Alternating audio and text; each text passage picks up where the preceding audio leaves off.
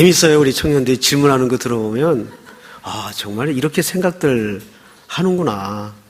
너무 재밌어요. 지난 주일 저녁에는 제가 조금 좀 당황스러웠습니다. 주일 설교 시간에 저녁에 그랬거든요. 막걸리 술이고 맥주도 술이니까 술 먹으면 안 됩니다. 그러니까 이제 직설적으로 얘기를 했어요. 그랬더니 확 들어왔나 봐요. 선명하게. 적용을 확실하게 해주니까. 그래서 혼자 돌아가면서 무슨 생각을 했는가 하면 이 젊은이들이 많으니까 이 원리를 던져주는 것도 필요한데 때로는 이렇게 좀 확실하게 적용을 분명히 해주는 것도 의미가 있긴 있구나. 빨리 알아듣는 거 보니까. 그런데 적용은 참 위험해요. 왜냐하면 적용만 남거든요. 적용만 자꾸 해주면. 사실 적용은 필요한데 적용을 넘어서 원리로 들어갈 때 모든 삶의 영역이 내가 순종해야 될 현장으로 들어오지 적용만 남게 되면 복음이 편협적이 됩니다. 그것만 지키면 나 지켰어. 이런 식의 신앙 스타일이 되기가 쉽다는 거죠. 그래서 우리가 그런 균형 있게 적용도 필요하지만 적용을 넘어서 말씀의 원리로 들어갈 때 오히려 더 신앙의 영역이 구체적이 되고 폭이 넓어지고 전인적이 되는 겁니다. 아멘. 오늘은 이제 6장을 좀 마치겠습니다. 근데 1절서부터 11절까지 쭉 교독을 했죠. 좀 복잡해요, 내용이. 이제 딱 한 단어로 정의를 하자면, 그러니까 예수 믿는 사람들은 세상 밖에 나가서 법정에다가 고소고발하지 말고 송사하지 말라. 그 얘기를 하는 겁니다. 근데 문제는 그 얘기를 하는데 그 의도, 거기에 담아져 있는 동기, 이런 것들을 좀 구체적으로 알아야 사도 바울이 이쯤에서 이 얘기를 그래서 했구나를 우리가 이제 종합적으로 이해를 가질 수가 있습니다. 그러려면 우선 고린도 도시가 로마 제국 치하에서 위치한 그 성격을 좀 알아야 됩니다. 이 고린도 도시는 말 그대로 로마 제국 하에 식민지 도시 국가였죠. 역사가들은 로마를 굉장히 후하게 평가를 합니다. 특별히 법 집행에 있어서 상당히 공정하고 객관적이었다라는 평가를 역사가들은 합니다. 길게는 로마의 역사가 한 1000년을 갔다 그러죠. 1000년의 제국을 이끌기가 쉽겠습니까? 쉬운 문제가 아니었겠죠. 물론 이제 나라가 분리가 되고 하는 과정도 겪었습니다만은 어쨌든 로마는 1000년의 제국을 구가하면서 유지해 왔어요. 근데 그 한복판에는 가장 꼽으라면 그 민주화된 그 법질서. 그래서 로마의 법 집행의 역사가들은 상당한 객관성과 공정성을 인정합니다. 그런데 이 이면에 감추어진 이 역사 속에 잘 드러나지 않는 치부가 좀 있습니다. 이게 뭐냐면 국가에 관한 행정적인 문제라든지 또는 형사법에 관련된 문제는 그래도 나름대로 공정하고 객관적으로 법 집행을 했어요. 그런데 이것이 이제 민사 문제로 들어갔을 때 엄청난 부패가 있었습니다. 이것이 아주 저변에 이것은 어차피 백성들의 일상과 맞물린 문제이기 때문에 로마 관리들이 이러한 과정을 통해서 엄청난 치부를 했습니다. 여기에서 많은 물건과 또 수수료를 의도적으로 챙겼습니다. 그래서 이 민사 쪽으로 내려가면 모든 백성들이 이 로마 관리들 또 로마 제국하에 있는 모든 이 재판하는 사람들, 법 집행관들에 대한 부패를 누구나 다 정확하게 인식하고 알고 있었어요. 거의가 돈이 붙었습니다. 그래서 사회적 지위가 있는 사람들, 재력이 있는 사람들은 어떻게든 송사를 걸어서 거기에서 이득을 챙기는 일들을 아주 상식적으로 늘 해왔습니다. 근데 문제는 뭐냐면 오늘 사도 바울이 이렇게 격려하는 이유가 너희가 어째서 교회 공동체에서 일어난 문제를 교회 공동체 내에서 해결하지 못하고 이거를 세상 법정으로 끌고 가느냐. 여기에 대해서 유난히 민감한 태도를 드러냅니다. 심지어는 어느 정도까지 얘기를 하냐면 5절을 보세요. 이런 얘기를 해요. 5절에 내가 너희를 부끄럽게 하려 하여 이 말을 한다. 자, 앞을 보실까요? 아주 바울이 작심을 하고 내가 너희를 부끄럽게 하려 하여 이 말을 한다. 망신을 각오하고 내가 이 말을 한다. 고린도 교회에 대한 소식을 이래저래 듣지 않습니까? 근데 그 중에 교회에 발생한 문제들을 이들이 끌고 가서 세상 밖에 법정에다가 서로 송사를 벌이고 고소고발하는 일이 벌어졌어요. 자, 그 내용이 뭔진 성경이 꼬집어서 밝히지 않기 때문에 잘 모르겠는데 지금 고린도전서의 구절을 슬쩍 들여다보면 앞서에 어떤 문제가 있었는가 하면 5장 9절을 한번 볼까요? 이런 문제가 있었어요. 내가 너희에게 쓴 편지에 음행하는 자들을 사귀지 말라 하였거니와. 자, 앞에 무슨 얘기가 주제로 나왔었습니까? 음행의 문제가, 우리 지난 시간 했죠. 음행의 문제가 나왔었어요. 그리고 이제 세상 법정 앞에 송사하는 문제로 넘어옵니다. 근데 또 이 얘기가 뭘로 마무리가 되냐면 몇 절을 보시냐면 자 8절을 볼까요? 너희는 불의를 행하고 속이는구나. 그는 너희 형제로다. 불의한 자가 하나님의 나라를 유업으로 받지 못할 줄을 알지 못하느냐? 미혹을 받지 말라. 음행하는 자나 우상 숭배자나 간음하는 자나 탐색하는 자나 남색하는 자나. 또 무슨 얘기로 마감이 되죠?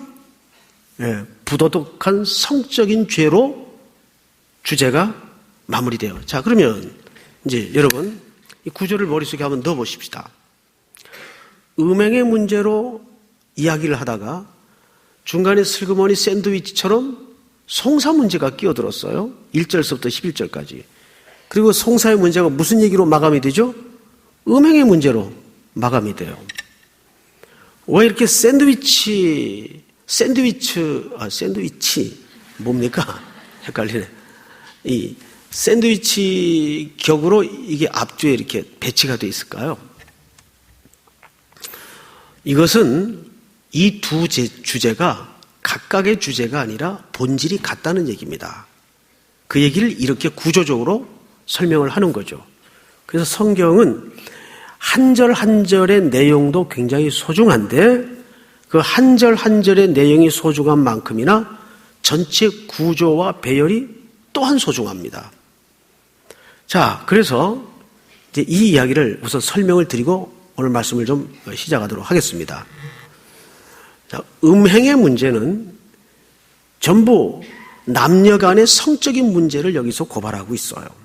자, 제가 주일 밤에도 여러분들에게 이런 이야기를 툭 던진 적이 있어요. 정상적인 부부 관계 외에 모든 남녀 관계는 다 죄다.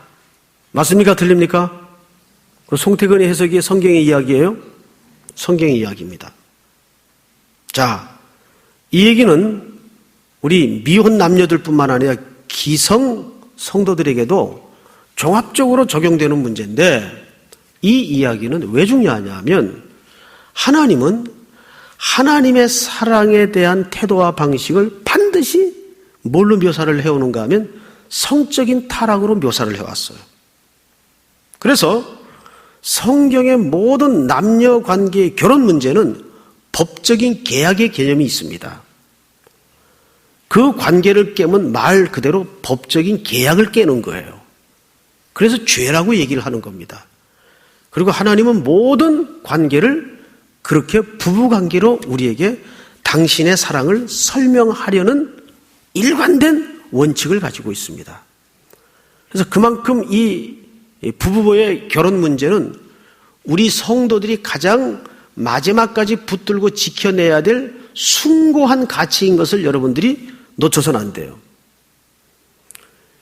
제가 요즘은 이제 우리 그 청년들 때문에 남녀의 그 교제에 관한 책들을 서점에 가면 꼭 한두 권씩 사와요. 그리고 읽어봅니다. 엊그제도 말씀사에 나갔다가 그 성에 관한 7가지 거짓말이라는 책이 있어요. 조그만 책자인데 그걸 사다 읽는 가운데 딱 하나 걸리는 게 뭐냐면 항상 세상은 이 성적인 타락과 성적인 문제로 우리 그리스도인들의 거짓말을 해와요. 근데 거기에서 일관된 초점이 항상 가치를 높게 가져라. 그 가치라는 것은 자기 가치를 얘기하는 겁니다. 내가 하나님 앞에 어떤 존재인가? 그 가치와 자존감이 낮을수록 그런 문제에 대해서 굉장히 물렁해요. 그거는 아이덴티티, 크리스찬의 정체성 면에서 굉장히 잘못된 위치를 자리매김하고 있는 겁니다. 그래서 지금 고린도전서의 모든 문제 가운데 음행의 문제를 얘기하다가 무슨 문제가 등장하냐 하면 오늘 송사 문제가 등장을 해요. 자, 이 두 개의 문제가 왜 본질이 같으냐? 자, 음행의 문제라는 것은 부부간의 모든 관계에서 이탈된 모든 관계를 성경은 죄라고 얘기를 합니다. 자, 여러분, 하나님은 왜 하나님과 우리 관계를 그런 식으로 엮을까요? 하나님으로 만족하지 못하는 걸 성경에서는 뭐라 그러죠? 간음, 우상숭배라고 얘기합니다. 그 이면에는 인간의 뭐가 작용을 했죠? 탐욕이 작용을 합니다. 탐욕이 작용을 해요. 십계명에도 보면 이웃의 물건을 훔치지 말라, 도둑질하지 말라, 이 얘기를 왜 합니까? 뭐 그런 허접한 얘기를 십계명에다가 썼을까? 아니죠. 도둑질을 왜 하죠? 탐욕 때문에 그래요. 왜 탐욕이 생깁니까? 탐욕이라는 건 간단해요. 하나님이 허락한 것을 만족하지 못하는 태도를 탐욕이라고 얘기를 합니다. 맞죠? 하나님이 허락한 모든 것을 하나님으로 만족하지 못하는 태도를 성경은 탐욕이라고 얘기를 합니다. 에덴 동산에 완벽했던 환경에서의 죄가 어떻게 출발했어요? 보암직도 하고 먹음직도 하고 탐스럽기도 하여. 뭘로 시작이 됐죠? 탐욕으로 시작이 되었어요. 에덴 동산은 부족함이 없었던 공간이었어요. 뭘로 알 수 있습니까? 보시기에 심히 좋았더라. 하나님의 토부가 완벽했던 공간이었어요. 완벽했던 시간이었어요. 그런데 탐욕에 걸린 인간은 그것으로 만족하지 못하니까 하나님이 짝지어진 배필로 만족하지 못하는 거예요. 하나님이 주신 것으로 만족하지 못하니까 도둑질하고 그것이 성경엔 다른 표현으로 간음했다 또는 우상을 숭배했다 이렇게 표현을 하는 겁니다. 모든 게 그 뚝을 넘어버리는 거예요. 그래서 음행의 얘기가 등장을 하다가 오늘 송사 얘기가 등장을 합니다. 이 송사의 이야기가 이 한가운데 왜 끼어 있을까? 자, 송사라는 것은 자기가 세상 밖으로 끌고 나가서라도 뭘 받고 싶다는 겁니까? 옳다는 인정을 받고 싶다는 거예요. 옳다는 판정. 맞죠? 그런데 여러분, 그 옳다는 판정의 이면 속에는 뭐가 웅크리고 있을까요? 바로 욕심이 웅크리고 있는 거예요. 탐욕이 웅크리고 있는 거예요. 겉으로는 명분을 붙잡자는 싸움 같아 보이지만 이 고린도 시대의 사람들의 정서 속에는 그렇게 해서 재판에 이겨서 더 많은 이득을 취하고자 하는 탐욕이 있었어요. 탐욕. 이것이 송사 문제와 음행의 문제와 본질이 같다는 얘기입니다. 그래서 오늘 사도 바울이 고린도 교회 성도들에게 준엄하게 격려하면서 내가 너희에게 아주 부끄럽게 이 글을 쓰겠다 하면서 이제 글을 시작한 거예요. 이제 그 내용으로 들어가 보십시다. 1절, 너희 중에 누가 다른 이와 더불어 다툼이 있는데 구태여 불의한 자들 앞에서 고발하고 성도 앞에 서지 아니하느냐. 첫 번째 지적이 뭡니까? 왜 불의한 자들 앞에 그 문제를 끌고 나가느냐. 여기 불의라는 말은 윤리나 도덕적인 개념이 아니라 하나님 없는 세계. 요즘도 가끔 신문에 그런 기사가 보도돼서 아주 온 한국의 교회가 망신을 당하죠. 이 교회에서 장로님하고 목사님하고 싸움이 났어요. 분쟁이 생겼어요. 교회 해결할 능력이 안 되니까 이거를 세상 법정에 끌고 갔습니다. 안 믿는 재판관이 뭐라 그랬어요? 아주 연설을 하나 설교를 했죠. 이런 문제는 교회에 다시 갖고 들어가서 너희들끼리 해결해라. 이러고 판정을 했어요. 이걸 뭐라 그러냐면 개망신이라고 그러는 거예요. 개망신이죠. 이 똑같은 얘기입니다. 자, 여러분, 그들이 왜 교회 안에서 해결할 능력이 없고 그것을 세상 밖으로 끌고 갔을까요? 옳다는 인정을 예수 이름 없이 세상 사람 앞에서라도 칭찬을 받고 싶은 거예요. 인정을 받고 싶은 거예요. 근데 명분 싸움이었을까요? 그 밑에는 인간의 죄가 기초한 탐욕이 도사리고 있는 거예요. 탐욕의 문제예요. 자, 그래서 성경을 좀 보십시다. 2절. 같이 읽겠습니다. 시작. 성도가 세상을 판단할 것을 너희가 알지 못하느냐? 세상도 너희에게 판단을 받겠거든 지극히 작은 일을 판단하기를 감당하지 못하겠느냐? 아주 참 여기 기가 막힌 얘기를 사도 바울이 슬쩍 드러냅니다.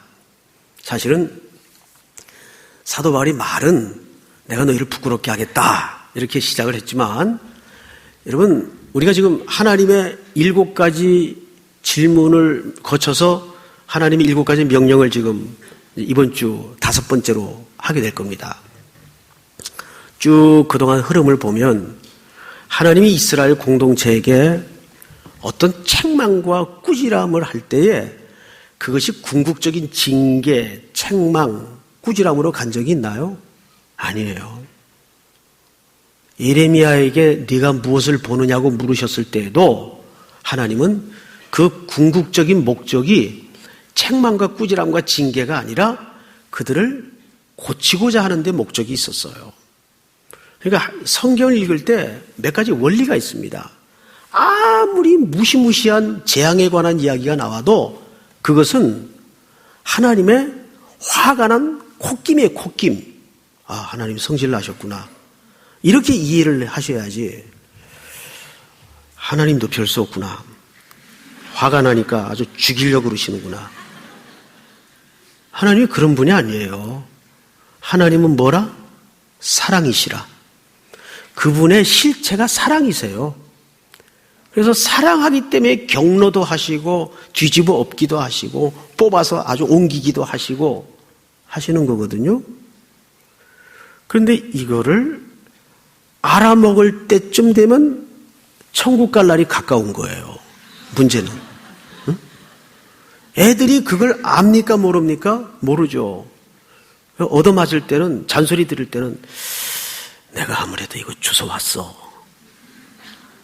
내가 얻어온 자식이 아니고서야 엄마가 나한테 저렇게 댕댕거릴 수가 있어.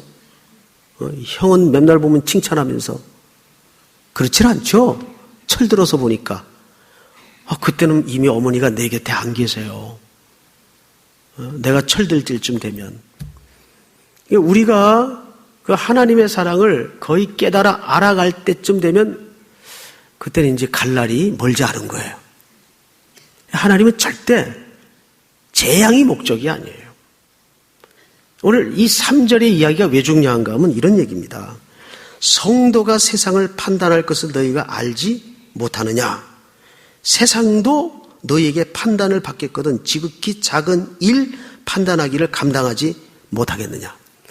너희들이 지금 세상 밖에 끌고 나가서 판단받고자 하는 그 지극히 작은 일 하나 해결하지 못해서 그거를 끌고 나갔느냐? 여기에 목적이 있는 게 아니고 너희들이 세상을 앞으로 판단할 사람이다. 이게 무슨 얘기일까? 한번 따라서 하십시다. 이거 오늘 굉장히 중요한, 이거 하나만 주제를 얘기하고 끝나도 오늘 시간이 모자랄 정도로 중요한 얘기입니다. 한번 따라서 하십시다. 종말론적인 삶을 상기하라. 다시 한번 종말론적인 삶을 상기하라. 종말론적인 삶이라는 게 뭐예요? 제가 가끔 이런 표현 쓰죠. 자, 종말은 언제서부터 종말이 시작이 되었습니까? 주님이 이미 초림의 사건부터 언제까지가 종말이에요? 재림의 사건까지 이 사이가 전부 뭐예요? 종말이에요. 그러니까 주님이 이 땅에 오셔서 십자가에 달려 죽으시면서 이루었다. 그 선언 순간부터 다시 오실 그 시간까지를 뭐라 그럽니까? 종말이라 그럽니다. 그래서 우리 교회와 우리 그리스도인들은 이 종말의 시간 속에 지금 걸어가고 있어요. 그래서 여러분들의 모든 관점, 초점, 목적은 여기에 타임 스케줄이 맞춰져야 됩니다. 그럼 그게 뭐냐? 오늘 이 사도 바울이 왜 그 얘기를 하고 있느냐? 자, 세상이 성도를 심판합니까? 아니면 성도가 세상을 심판합니까? 성도가 세상을 심판한대요. 보세요. 3절. 다시 한번. 2절. 시작. 성도가 세상을 판단할 것을 너희가 알지 못하느냐?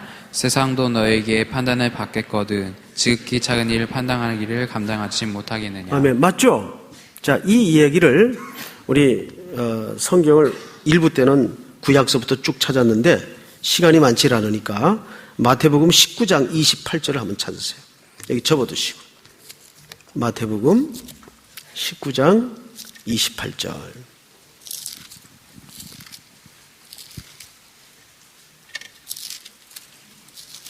자, 찾으셨으면 다 같이 읽겠습니다. 시작. 예수께서 이르시되 내가 진실로 너에게 이르노니 세상이 새롭게 되어 인자가 자기 영광의 보좌에 앉았을 때 나를 따르는 너희도 12 보좌에 앉아 이스라엘 12지파를 심판하리라. 아멘.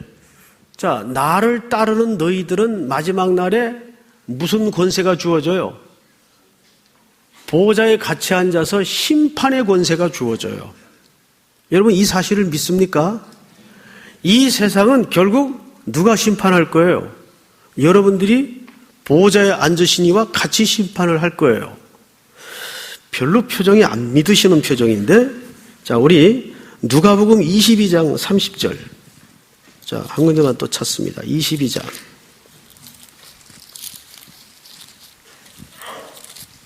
30절.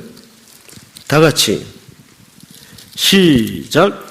너희로 내 나라에 있어 내 상에서 먹고 마시며 또는 보좌에 앉아 이스라엘 12지파를 다스리게 하려 하노라.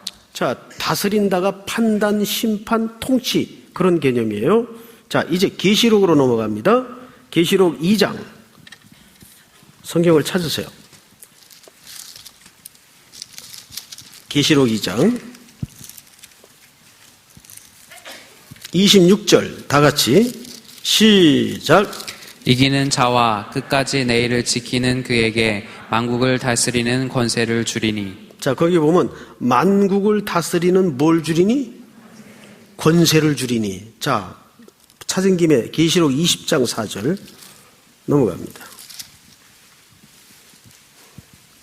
4절 시작. 또 내가 보좌들을 보니 거기에 앉은 자들이 있어 심판하는 권세를 받았더라. 또 내가 보니 예수를 증언함과 하나님의 말씀 때문에 목배임을 당한 자들의 영혼들과 또 짐승과 그의 우상에게 경배하지 아니하고 그들의 이마와 손에 그의 표를 받지 아니한 자들이 살아서 그리스도와 더불어 1000년 동안 왕 노릇하니. 네, 거기 보니까 하나님의 말씀을 지키다가 억울하게 죽임당한 사람들, 성도들이 마지막 날에는 무슨 권세를 받죠? 세상을 심판할 권세를 받았더라.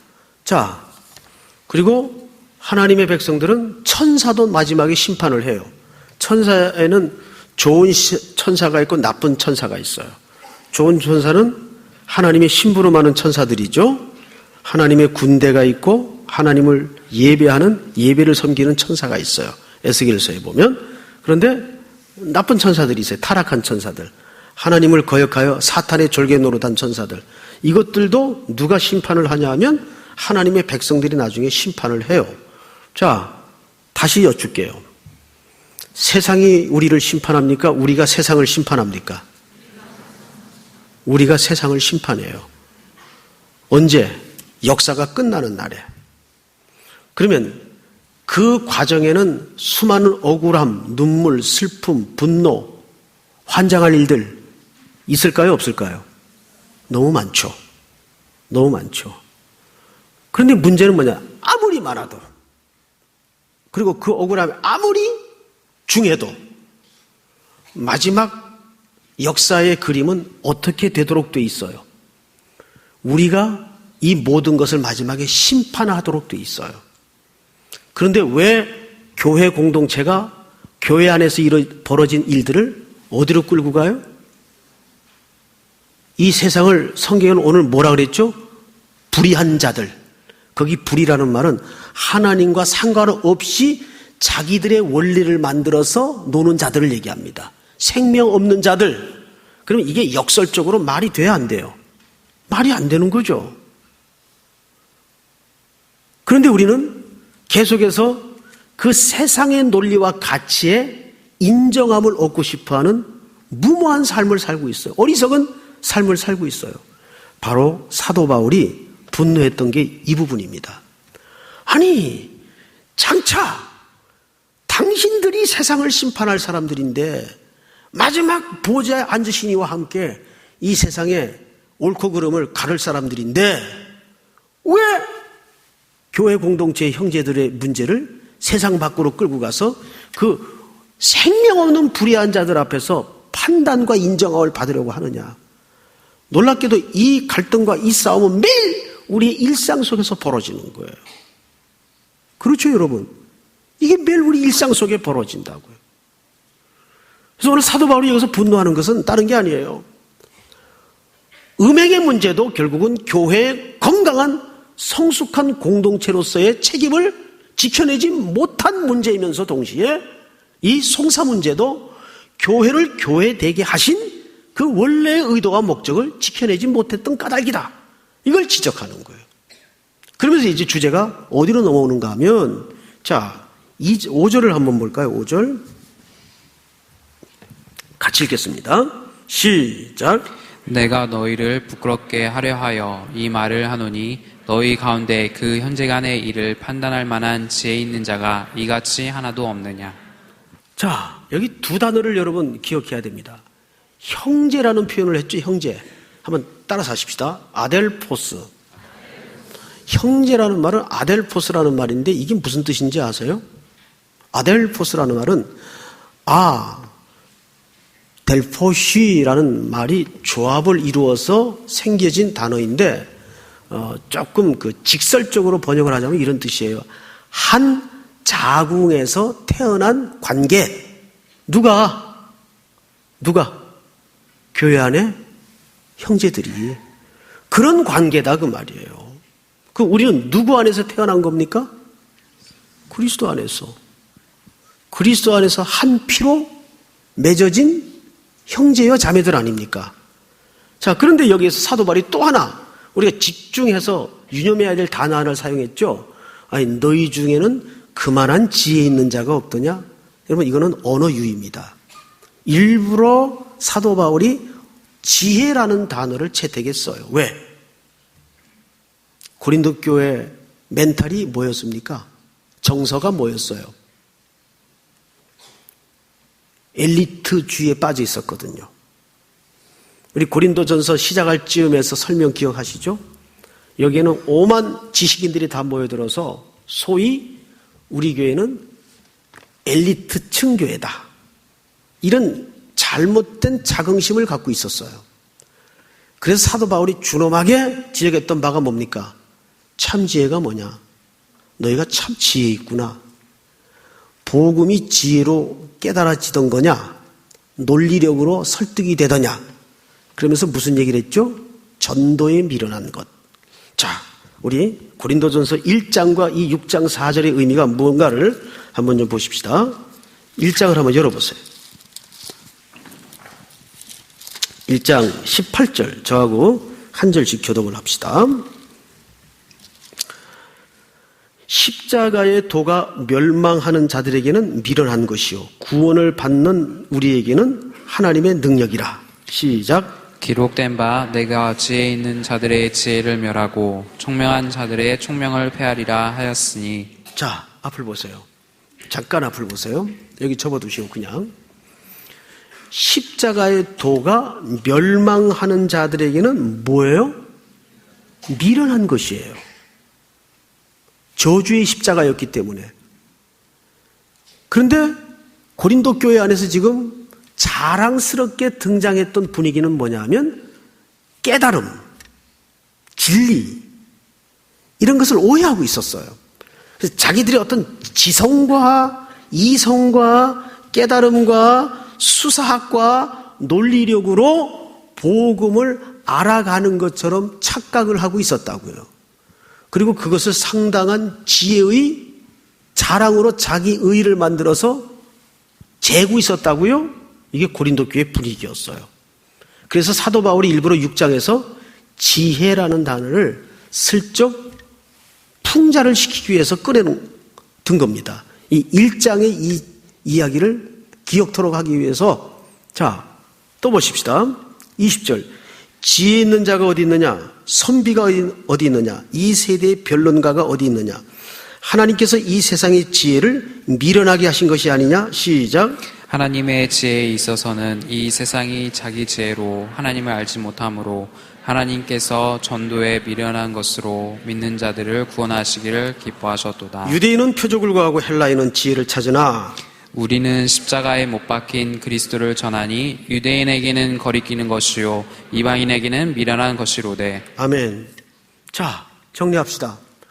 결국 사도 바울이 고린도 교회 성도들에게 전하고자 했던, 드러내고자 했던 지혜는 어떤 지혜를 얘기합니까? 어떤 지혜를 얘기합니까? 십자가의 지혜를 얘기하는 거예요. 믿습니까? 그러면 우리가 6장으로 넘어와서 바울의 질문을 다시 보자고요. 5절. 내가 너희를 부끄럽게 하려 하여 이 말을 하노니 너희 가운데 그 형제 간의 일을 판단할 만한 지혜 있는 자가 이같이 하나도 없느냐. 앞을 보십시오. 사도 바울이 여기서 기어코 드러내고자 하는 지혜는 어떤 지혜였을까요? 바로 그 고린도 교인들이 자랑하던 그 지혜일까요? 아니면 십자가의 지혜일까요? 맞습니다. 바울이 지금 뭘 따끔하게 꾸짖고 있는 거죠? 너희가 왜 이 교회에 일어난 형제간의 송사 문제를 세상 법정으로 끌고 가서 송사하는지 아느냐? 아직 십자가를 모르고 있구나. 아직 십자가의 의미를, 그 십자가가 드러내고자 하는 지혜를 모르고 있구나. 너희가 진짜 십자가 앞에서 온 가슴에 함께 그리스도와 못 박힌 죄인으로 선다면 이건 아니지 않느냐. 결국 고린도 교회 안에 뭐가 문제였어요? 복음의 가장 중요한 핵심 가치인 십자가가 제대로 전달되지 않고 있었어요. 십자가는 뭐예요? 모든 죄악을 짊어지고 내 대신 죄 없는 그분이 죽으신 자리예요. 우리는 거기에서 갚을 수 없는 빚을 다 그분이 갚으신 거예요. 탕감받은 존재예요. 근데 왜 이 형제, 한 자궁에서 태어난 관계에 해당하는 이 형제의 추함, 못남, 약함을 세상에 끌고 가서라도 자기의 판단을 인정받기 위해서, 자기의 의로움을 인정받기 위해서 이렇게 바보같이 어리석은 짓들을 하는가? 궁극적으로는 너희가 세상을 심판할 자인 줄 알지 못하느냐? 두 가지가 없었어요. 십자가의 의미를 아직 제대로 온 가슴에 경험하지 못한 거예요. 인생은 60부터가 아니라 어디서부터라고요? 십자가서부터. 예배당을 수십 년을 드나들어도 그냥 인간이 좋고 교양이 있고 센스가 있고 사람 좋아하고 교회 생활 성실하게 성품상 잘해서 그냥 직분도 받고 그러는 사람 어마어마하게 많아요. 어마어마하게. 근데 제가 볼 때는 아주 괜찮은 사람일수록 십자가의 의미를 제대로 이해한 사람이 많지 않은 것 같아요. 자기가 얼마나 친절히 나는 죄인인 줄을 바닥을 쳐서 깨달아야 십자가를 정확히 아는 것 같아요. 그래서 오죽했으면 너희 너무 의인되지 마라. 전도서 기자가 그 얘기를 다 했을까요? 고린도 교인들은 너무 잘난 거예요. 너무 의로운 거예요. 그래서 자기 오름을 세상 법정에 끌고 가서라도 그 탐욕스러움 때문에 인정받고 싶은 거예요. 아직 뭘 통과 못한 겁니까? 아직 죽지 않은 거예요. 십자가를 제대로 통과하지 못한 거예요. 이 십자가에 바울이 말하고자 하는 그 참된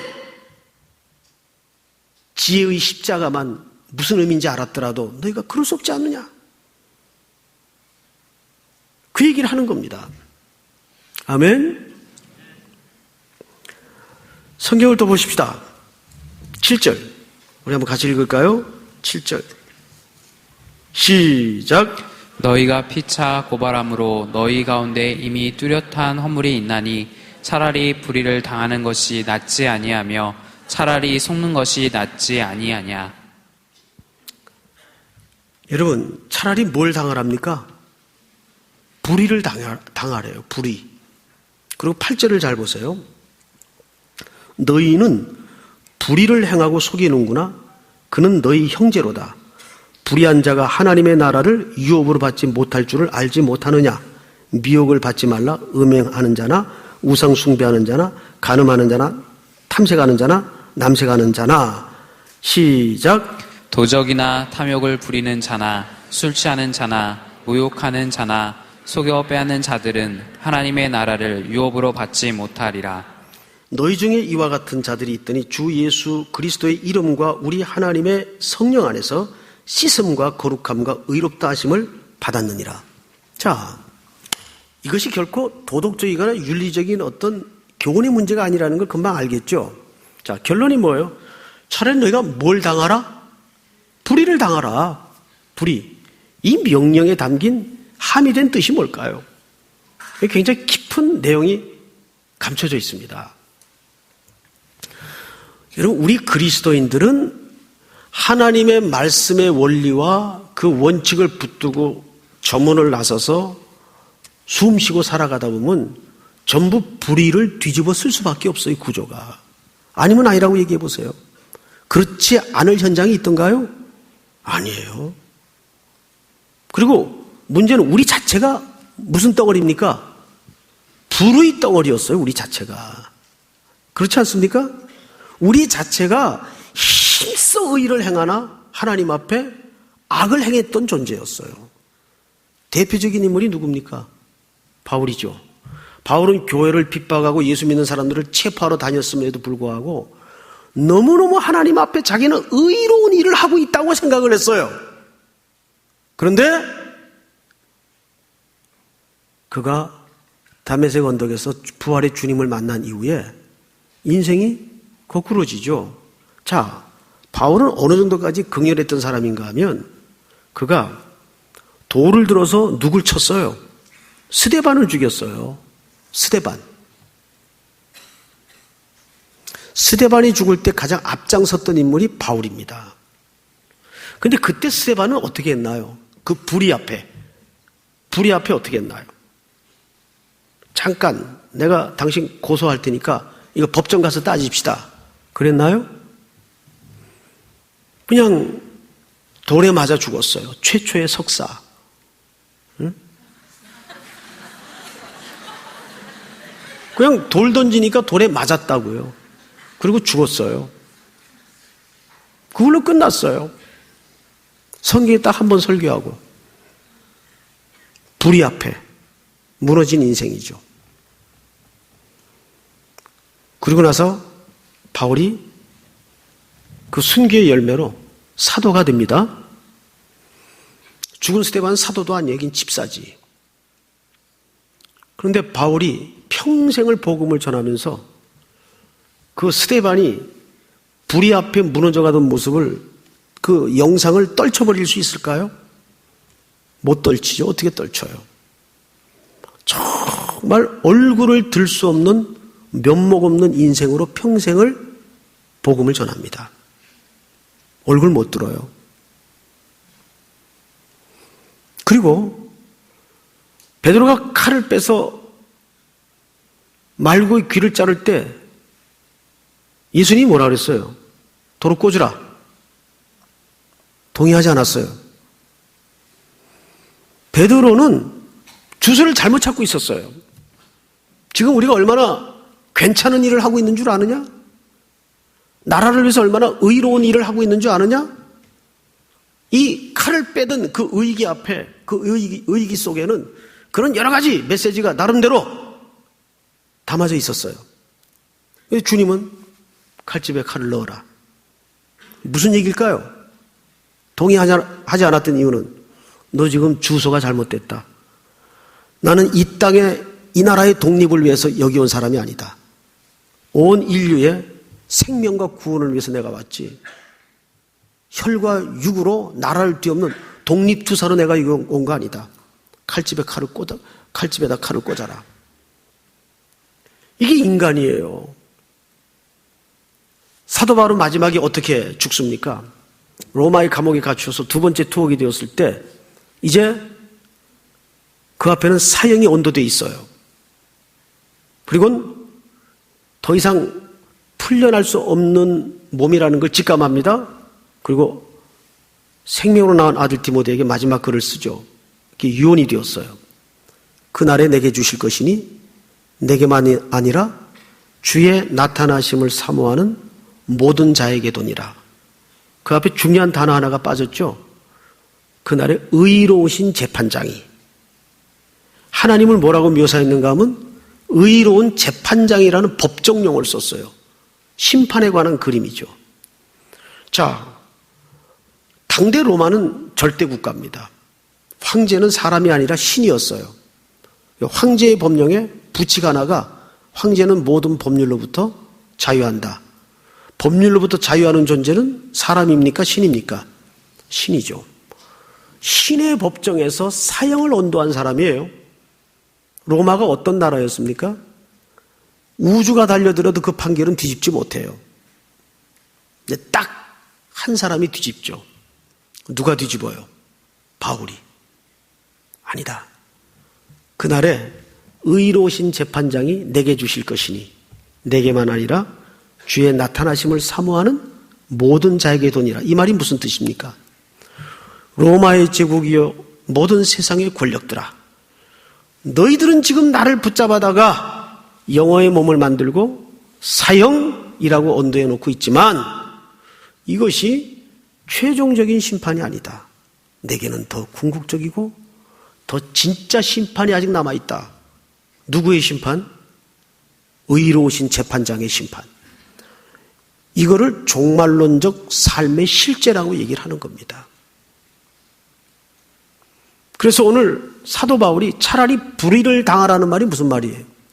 자, 여러분, 우리는 불의를 당할 것도 없어요. 왜? 존재가 불의한 존재인데. 그러면 불의를 당하라는 말이 무슨 말일까요? 예수를 얘기하는 겁니다. 우리의 불의를 짊어지고 누가 죽으셨어요? 예수님이 죽으셨잖아요. 불의한 재판 속에 불의한 철야신문을 통해서 불법한 자들에 의해서 불법한 재판과 불법한 판결을 내리고 불법을 짊어지고 죽습니다. 재판 과정도 결론도 불법이었지만 누구를 위해서? 의로운 우리를 위해서? 아니에요. 불법한 우리들을 위해서. 그렇게 불법을 뒤집어 쓰고 예수님이 그래서 죽으시는 거예요. 그러니까 여기서 차라리 불의를 당하라는 말은 예수 그리스도 안에 한 형제로 거듭난 성도요 교회라면 이 세상에서 그 불의를 뒤집어 쓰고 살 수밖에 없다 그 말이에요. 그래서 저는 교회가 무슨 일을 하든지 간에 세상과 싸울 일은 하나도 없다고 봐요. 다 손해보고 잘리고 지고 당하고 이러면 상당히 어떤 크리스찬들은 거부감이 들 거예요. 뭐 그런 게 기독교라면 우리가 믿을 필요가 뭐 있냐. 그렇다니까요. 그런 게 기독교라면 믿을 필요가 없는 내용을 담고 있어요. 세상의 가치로 논하자면. 그런데 십자가의 사건은 결국 그걸 얘기하거든요. 그 예수 그리스도께서 불의가 없는 분이 우리의 모든 불의를 뒤집어 쓰고 십자가에서 다 끝을 내셨어요. 그래서 우리도 그 안에 거듭난 새로운 종말론적 삶의 시간표를 따라 살아가는 인생으로 부름받았기 때문에 이제 우리도 그 길을 가야 되는 거예요. 그 불의 속에. 사도 바울은 오죽했으면 저 문 나서면 하나님의 원리와 법대로 붙들자면 전부 구경거리가 된다 그러잖아요. 우리 구경거리예요. 구경거리란 뭐라고 정의했죠? 거기에 무슨 의미가 있느냐, 가치가 있느냐 관심 없어요. 딱 하나 볼만하다. 세상 말로 웃기고 있네. 이거 남는 거예요. 우리에게 그 길을 쫓도록 요구하셨다고요. 불의를 뒤집어 쓰라고요. 그것이 구속받은 백성들의 넉넉함이에요. 근데 우리는 못하는 거죠. 내가 왜 그런 대접을 받아야 되느냐. 그러니까 아직은 십자가의 의미를 통과하지 못한 고백이에요. 근데 여러분 진짜 땅하고 예수님의 그 셀 수 없고 깊이를 알 수 없는 은혜를 경험한 사람은 넉넉해져요. 누가 찔러도 스데반처럼 그냥 알았어 먼저 갈게 그러고 가는 거예요. 그게 종말론적인 삶이에요. 아멘. 어렵죠? 예, 쉽지 않아요. 쉽지 않아요. 예수 믿으면 부자 되고 다 탑되고 시험 볼 때도 막 답안지가 가나다라사 보이기 시작하고 그거는 종교가 아닙니다. 기독교도 아닙니다. 그거는 그냥 무당들이 복채 주면 좋은 말 해주는 거 이상도 이하도 아니에요. 기독교는 그런 내용을 담보하지 않습니다. 그런 내용을 담고 있지도 않습니다. 우리 청년 세대가 이 조국의 젊은 세대가 다시 똑똑하게 붙잡아야 될 가장 숭고한 회복해야 될 진리는 지금도 선혈이 뚝뚝 떨어지는 주님의 죽으심 사건이에요. 왜 그분이 죽으셨는가? 우리의 모든 불의를 뒤집어 쓰고 죽으신 예수님. 우리도 그 길을 기꺼이 쫓겠습니다. 우리는 갚을 수 없는 부채를 탕감받은 은총을 입은 자예요. 그러니까 세상 사람들은 늘 와서 우리한테 뭐 가지고 시비 거냐면 잔돈 가지고 시비 걸어요. 10원짜리 이거 내 거잖아. 가져. 줘버려 그냥. 싸우지 말고. 교회 앞에서 택시 타고 내릴 때는 반드시 거스름돈 받아 갖고 오지 마시고. 아멘. 네. 아니 정말이에요. 욕한다고요. 그러니까 진짜 은혜를 경험한 사람은 그 이하는 다 그냥 없어도 되는 거예요. 없어도. 다 그냥 홀딱 베껴 먹어도 되는 거예요. 근데 아직 십자가를 통과하지 못한 자만이 어떻게 나한테 그럴 수가 있어 막. 그리고 오도방정을 떠면서 살죠. 오도방정. 왜 그럴 수 있다고요? 인간 자체가 불의덩어리이기 때문에. 근데 이제는 여러분들을 불의한 존재라고 보질 않아요. 왜? 그분이 대신 불의를 뒤집어 쓰고 갔기 때문에. 이제는 우리에게 성경의 마지막 절에 뭐라 그랬어요? 성령 안에서 씻음과 거룩함과 거룩이라는 구별됐다는 얘기거든요. 의롭다는 것은 인정했다 그 말이에요. 아들로. 그리스도 안에 한 자궁 안에서 태어난 형제로 우리가 역임을 받은 존재예요. 어느 누구도 이제 우리에게 정죄할 수도 없고 우리는 그래서 주님처럼 불의를 뒤집어 쓰고 가는 거예요. 그게 교회가 이 땅에 하나님의 메시지를 드러내는 방식이에요. 믿습니까? 그런데 이 원리가 여러분들의 일상 속에 그대로 녹아지고 순종되어지는 복이 있기를 축복합니다. 일어나십시다.